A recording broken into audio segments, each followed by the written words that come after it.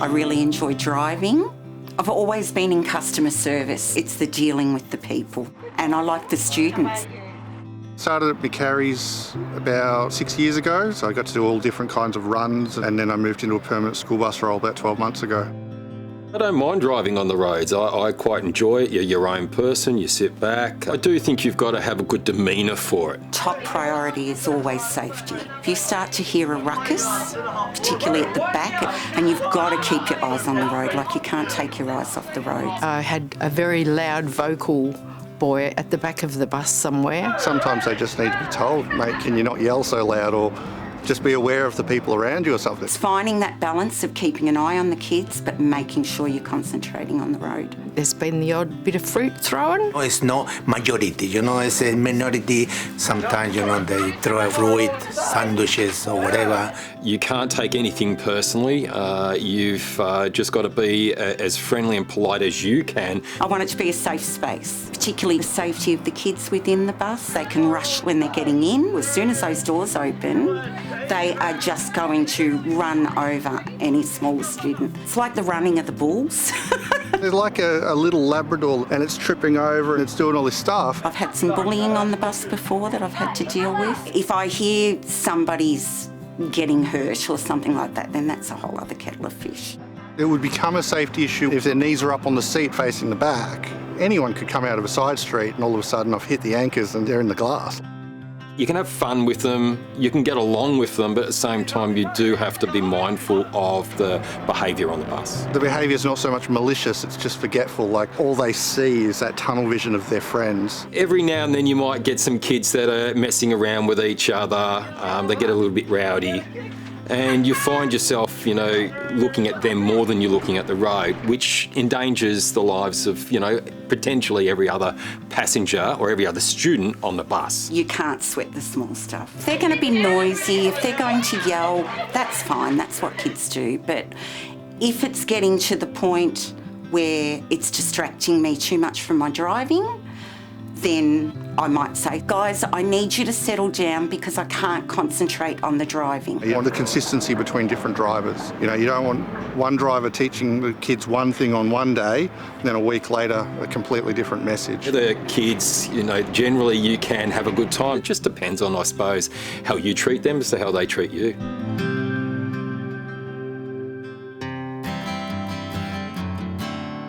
Challenge between the school bus and the route bus for the driver is, on the school bus it's the same bus driver on the same route with the same kids day in, day out. They get this natural rapport. Whereas on the route buses, the kids could be any kids. You don't know which kid's getting on that bus and what kid's getting on where and where they're getting off. So they don't get to know the kids as well. But I do have my own school run and I enjoy that because you get to know the kids. With the other school runs, it's just greeting them with a hello and hoping they'll be good people. The advice we give to drivers on a school bus is to take the time to develop a rapport with the students, smile, welcome them on the bus, saying good morning, saying good afternoon. Let them know that they are the first person they see at the start of the day and the last person at the end of their school day, so they get a chance to get to know them a bit better. On the school buses, I know them all by name. I say good morning to all of them. They know what to expect from me and I know what to expect from them. I drop them off at the appropriate school and that's it. On a school bus, it's more like the school environment, so I think they behave more as they would at school. The school bus tends to be a lot noisier, whereas on a route bus, they're probably more worried about other adults on the bus disapproving of their behaviour, and that keeps them in check. Occasionally you will get some adults telling them, to pipe down and so forth. On a school bus, the kids might be a bit cheeky, they might do things like press the stop button. If I've had any issues, it's been on a standard school bus. Sometimes they do get bored on their trip, and that's when you start seeing a little bit more things like some graffiti and, vandalism to seats and so forth. Teenagers boarding the bus can be a different kettle of fish. Usually they're wearing ear pods so they don't acknowledge your hello. They're oblivious to what's going on around them, actually. The electronic device in most kids' pockets, it's a bit of a tranquilising effect. So everyone's tapped into their different devices and whatever they got going on. They're talking to whoever they like, listening to whatever they like, watching whatever they like. It's all about what they're doing in their little bubble.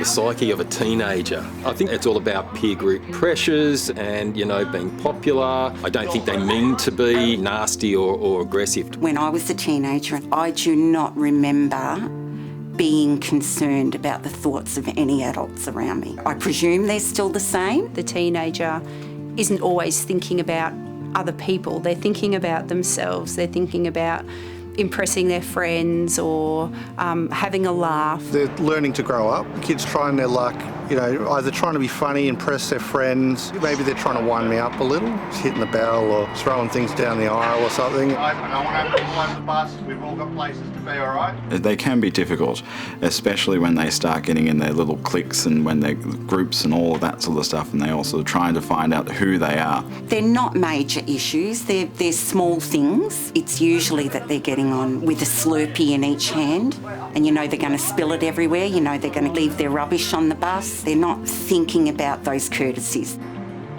A lot of kids need a role model, and I suppose a bus driver can possibly be a temporary role model for them. Try and keep a calm presence amongst teenagers. They may react better to that rather than being told off or being challenged. The kids need to know that you're not just taking out unresolved anger on them. Like, they need to know that you genuinely care about resolving the situation. If they think you're just throwing your weight around just to be grumpy, you'll get nowhere. I don't like to point them out. You don't want to belittle them, because the moment I raise my voice, the moment I try and be firm with them, that's when I lose them. Unfortunately, once you've lost one of them, it's really hard to come back.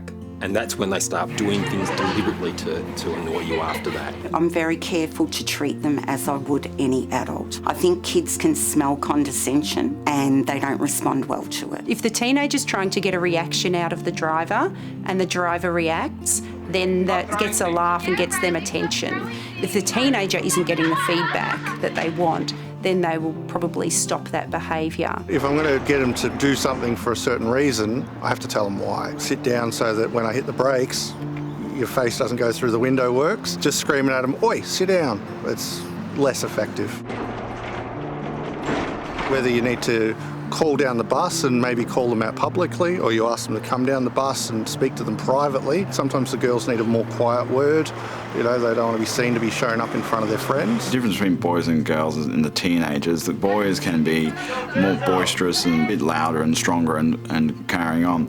The girls always seem to form their groups and stick together, and if they have a falling out, we know about it for a long time. With the boys, busting to get onto the bus, not waiting for each other, like there's literally three of them trying to squeeze through the door at the same time, whereas the girls, they can get quite noisy. I think if it's just rowdiness, and if they're seated down and they're not moving about, I don't tend to let it worry me. But saying that, if it comes at the cost or the safety of the other students, then we need to start saying, guys, you need to sit down, that kind of thing, because I'll just pull over at the very next stop, I'll pull up, I'll probably have a word to them and just let them know, guys, I need to be able to concentrate on the road. And if that keeps going, that's when I will escalate it to management to follow it up with the school. If teenagers are pressing the stop button constantly, instead of yelling, they just pull over and say, well, I'll pull over every time you press the stop button and it'll make you a bit late home. And that behaviour stops pretty quickly. It's a nice calm way of doing it. It shows assertiveness and a level of authority on the bus.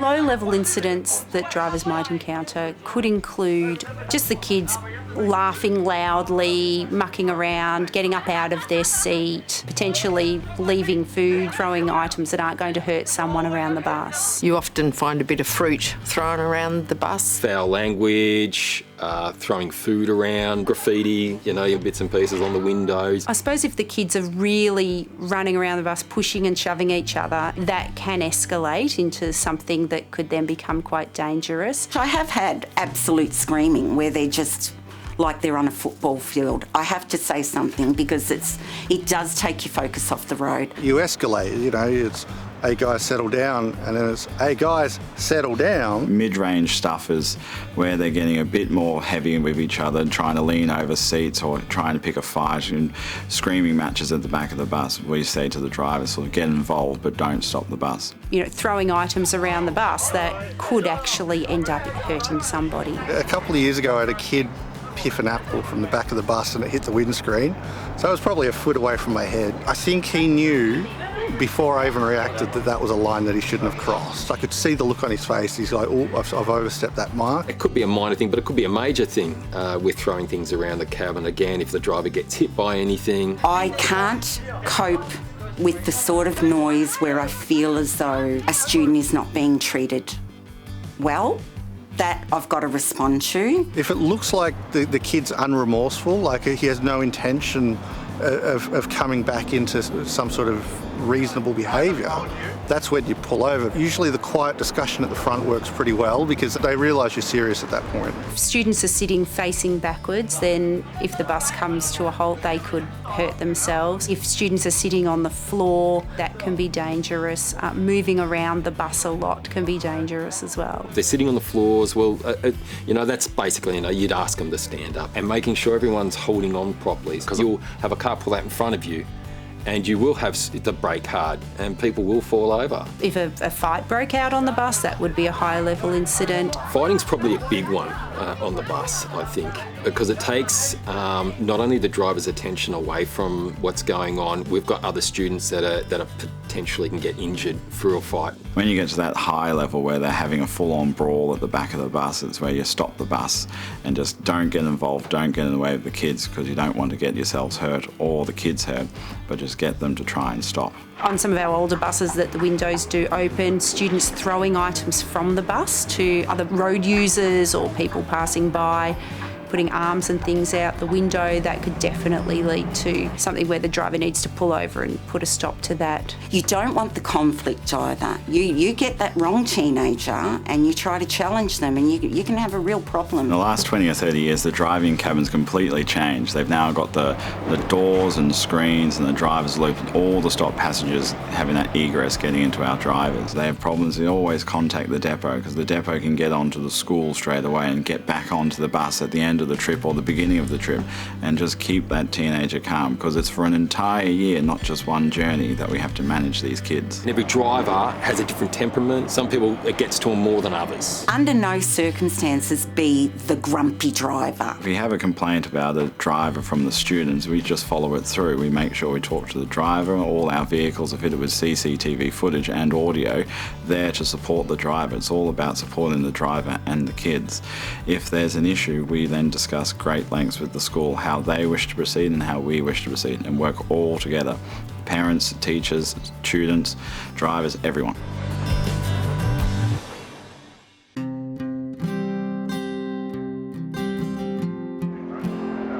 I like to say good morning to everyone and goodbye to everyone.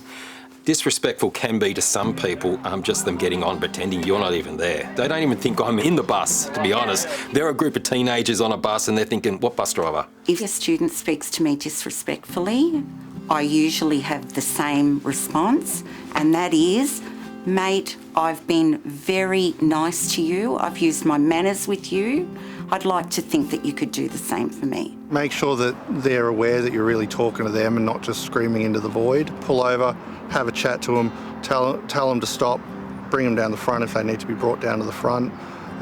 Separate them from everyone else if they're being the bad influence. There's a couple of different kinds of students that won't respond, that won't look at me, won't say hello, won't say goodbye, won't say thank you. I can see that it's anxiety. You can tell by the way they hold their body, head down. The other type are the ones who obviously have not had respect modelled to them, therefore just don't show that respect to you. They're the ones that I'm more likely to have a conflict with, or that I'm more likely to act out if I challenge them. They do need to hear the why, the why that goes with it. Mate, this is for your safety, this is because there's different aged students in the room. I'm always going to explain why. I need you to move out of the aisle because it's a safety issue. If I have to brake, you're going to fly. I need you to sit down. I need you to stop yelling. Always explain, I need you to.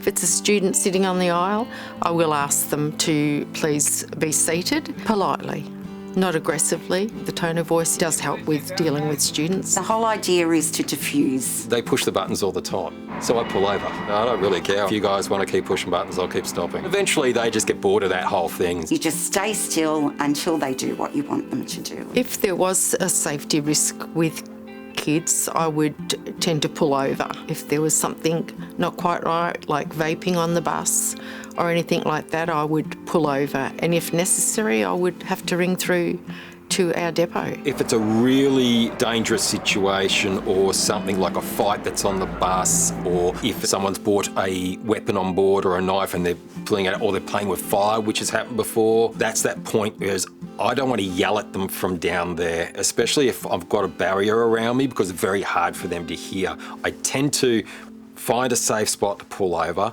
I'll get out of my seat, and then I'll just go down and address them calmly and try to diffuse the situation right there and then. Mate, guys, cut it out, sit down. I'm going to have to take this further if you keep going. Don't yell at the students. I've had students where, you know, I've said, I'll have to report you, and they go, I'll have to report you. Hey guys, stop marking around, please. Stop marking around! I've learned to not take things personally. People can be cruel. If you don't separate things and remind yourself not to take things personally, it can really throw your whole day.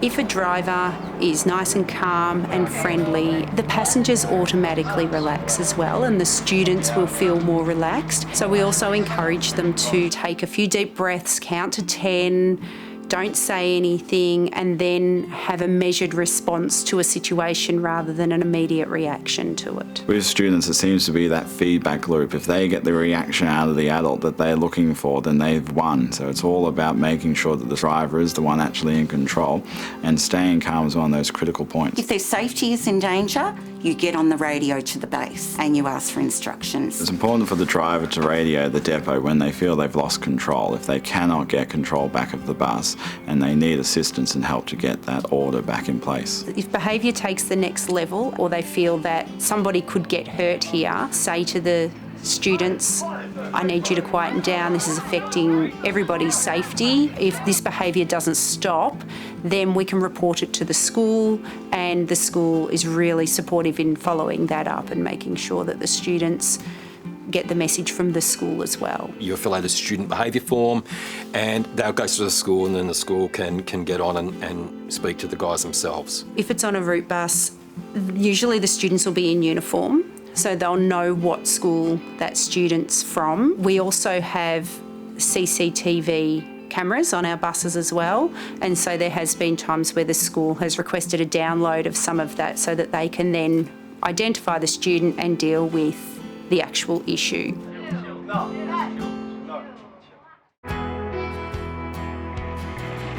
My advice to people starting out in the industry is your day can be as good as you make or as hard as you make it. If you're thinking, okay, I need to control them, I need to educate them, that stress can just continue down and build up until you don't like the job anymore. Don't yell. Don't be grumpy. Try to take a step back. Try to evaluate what you need to challenge, which behaviour you need to challenge. Do you need to bother them? Do you need to make their day any harder? Just try to be kind, and you're more likely to get less inappropriate behaviour because they'll have that basic respect. Get along with them. Not in a pretend to be their friend, but actually get to know them, set the boundaries. They know what to expect from you, you know what to expect from them, and then you just get to have a good time every day. Like, driving buses is actually a great job. A lot of our drivers say they're great kids on my bus, and you know that that's because the driver has developed that rapport with the students. You've really got to think about what's going on around you and take a deep breath. If you have to raise your voice to make them understand you really mean it, maybe a little bit of that too. Pick your battles, but if there is inappropriate behaviour, follow your company's policies and procedures, let management know, and we can follow up with the school. Put bus drivers in general in a positive light rather than a negative light. Because just like we can paint every student with the same brush, or they're all brats, they can do the same for us. Their school day starts when they get on the bus and it finishes when they get off the bus. And the driver is a big part of their life. Try to be that bright spot in their day, and you are more likely to get better behaviour back from the students. It makes me feel as if I've achieved a good day if I have happy passengers.